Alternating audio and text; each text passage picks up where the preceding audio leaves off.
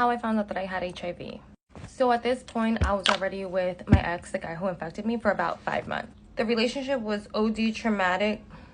I knew he was like not faithful to me, but I never thought that he was like not using protection with other women. At least I made myself believe that. At this point, I didn't have any more like symptoms. Like I already went through the acute stage where I felt like I was literally gonna.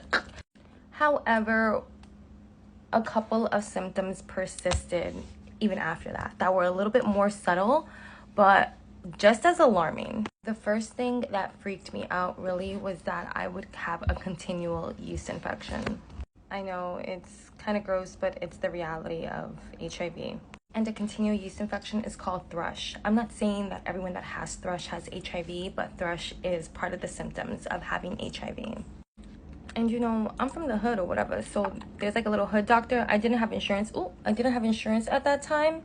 And so like anytime I needed the yeast infection like medication, I would just go to the hood doctor. So something that I forgot to mention is that the acute stage is basically the stage where you are most symptomatic.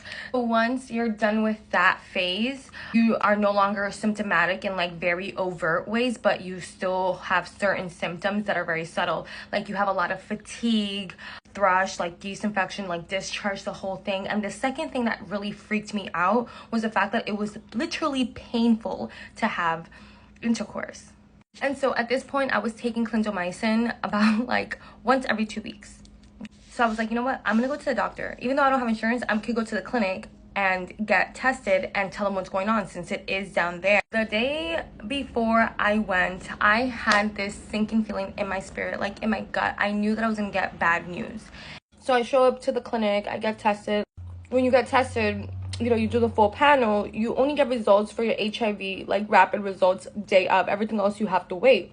Someone comes out and calls my number because they can't say your name. They say, sit me down, and they just break it to me like, you tested positive for HIV.